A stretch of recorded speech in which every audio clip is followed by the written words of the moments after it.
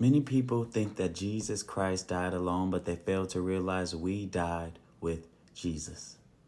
Let's read.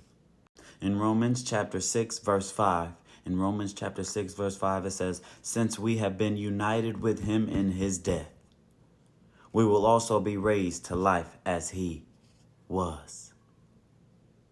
Verse 6 says, we know that our old sinful selves were crucified with Christ so that sin might lose its power in our lives. We are no longer slaves to sin. So since we are united with Christ in his death, our old selves are united with Christ in his death.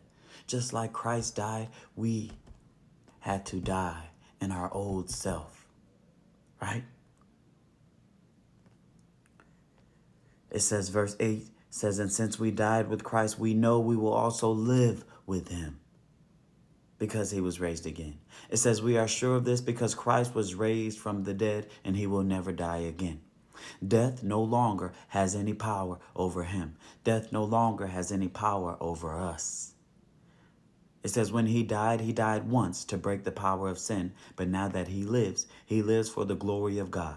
So you also should consider yourselves to be dead to the power of sin and alive to God through Christ Jesus. Now I love this.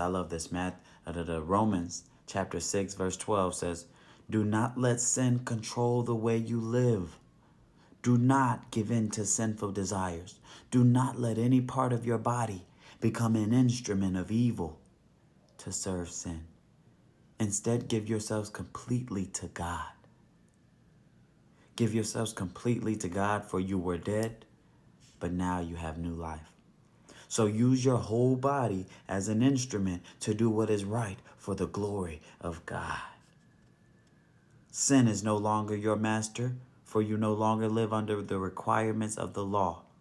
Instead, you live under the freedom of God's grace. So remember that just as Jesus Christ died, we died as well.